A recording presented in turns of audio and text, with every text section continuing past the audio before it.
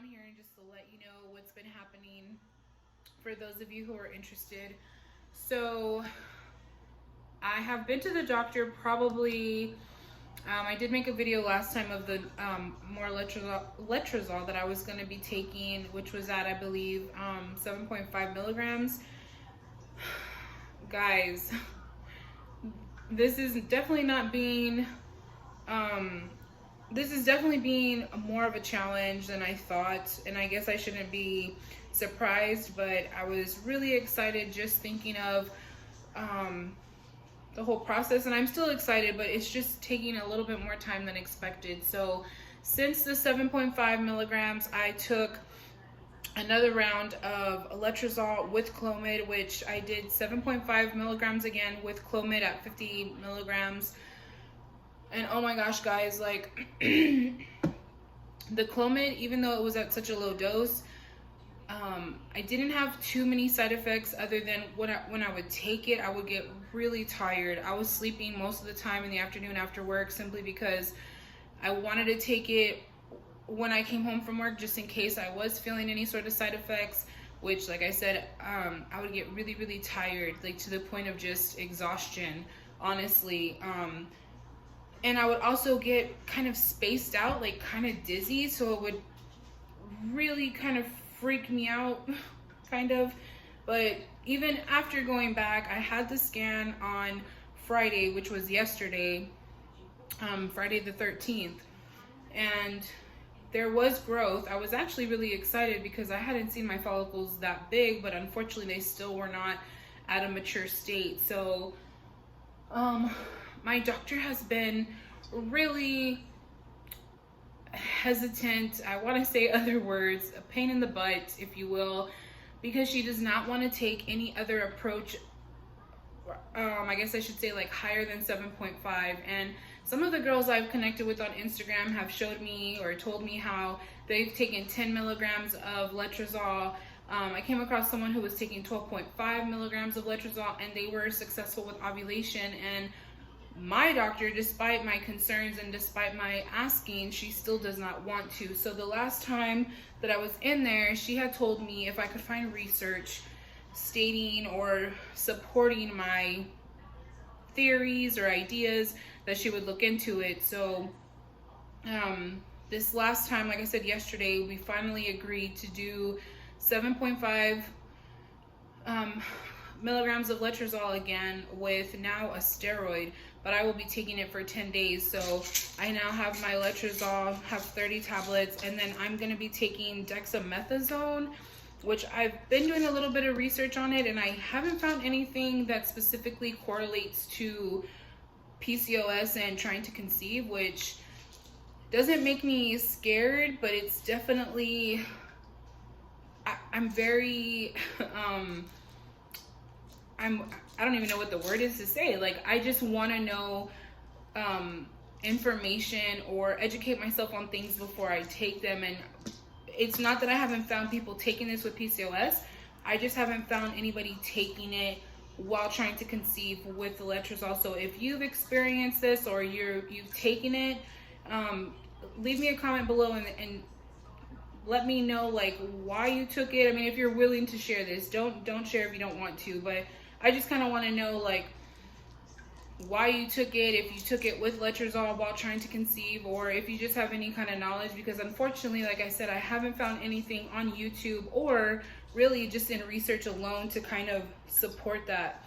And FYI guys, these hot flashes with Clomid are so real. Like, I have not taken Clomid probably in, my last dose was last Sunday, and it is now Saturday the 14th, and y'all, like, it's hot in Texas. I'm not even gonna lie, it's hot, and it's September, but to be in my own home where we keep our air conditioner at 70 degrees, and I am literally just sweaty and clammy, like, this shit is for the birds, y'all. Like, I'm so over being this hot. Like, I'm hot right now, and I have no reason to be.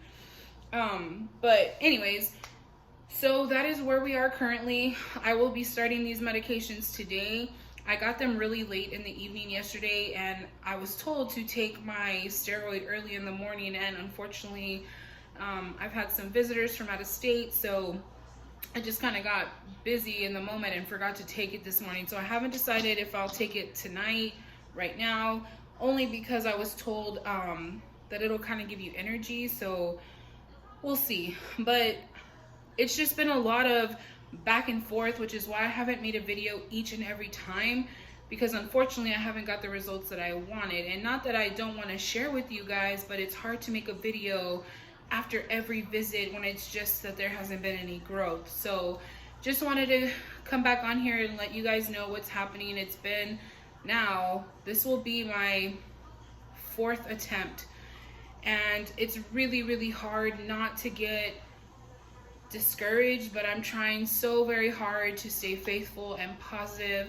because unfortunately if this does not work, we will have to move towards injections, which I don't know if you guys know, but those things are expensive. And unfortunately the health coverage that I have, it covers no infertility medication or shots or any type of treatment that I would need. So not trying to overthink that and get to that point of stressing about it, because I'm really hopeful that this will work. I did see growth, like I said last time, but it was with Clomid, so I don't know. I kind of wanted to maybe ask her to try the Letrozole and increase the Clomid, but she just hasn't been very open. And although she's a very nice lady, she kind of tends to hit a wall with me. I make suggestions and I ask questions, and yet I know I'm not a doctor and I don't know everything, but I want to have a doctor who's willing to listen to me and what I have to say, and also understand that not every person who has PCOS is going to react the same way that another person with PCOS can or will. And a lot of the research that I'm finding goes to show that that is an accurate fact, that not everyone reacts to 5 milligrams or even 2.5. There's people that I talk to in my TTC groups and they've reacted with 2.5 milligrams of Letrozole. I didn't even start at 2.5, but clearly I know that would not have worked. At 5 it did not work, and 7.5 it did not work. So in my mind, if we're getting some sort of reaction at 7.5 at 5 days, then we either need to try doing a duration of more than 5 days, or we need to increase the amount. And when I make those suggestions, I'm just always shut down, and it doesn't discourage me, but the other doctors in the practice, and one of them I absolutely love, but unfortunately because I was assigned to my doctor, ultimately my doctor makes the ultimate decision, but she's been extremely supportive. She's actually seen my research. When I saw her yesterday, she was so excited. So I know that there's doctors out there who will listen to me and are willing to take my approach. It's just that I have to find one, and I'm totally okay with getting a second opinion if that's the case. And you know, some of you guys have made comments that you feel discouraged when talking to doctors, or you feel scared to stand up for yourself. And I want you guys to know that you are your own voice. Like, you must stand up for yourself, because these doctors, they're humans, you know.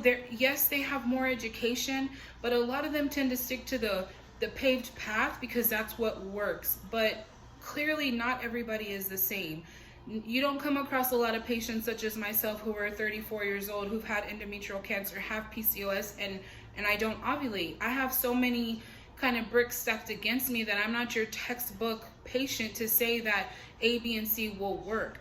And that's why I encourage you guys to educate yourself and have a little bit more knowledge before you go in there, because I feel that doctors tend to listen to you a little bit more if they realize how serious you are. And I don't mean that if you go in there without any of that you're not taken serious, but I've learned in the past that when I come in there and I'm prepared, doctors are more impressed, if you will, with just the fact that I took the time to learn and that I'm trying to learn what's going on with my body and just kind of put myself in a better, healthier state in an all-around aspect, if you will. So yeah, I lost my train of thought. Sorry guys. It's what happens when I'm on these pills.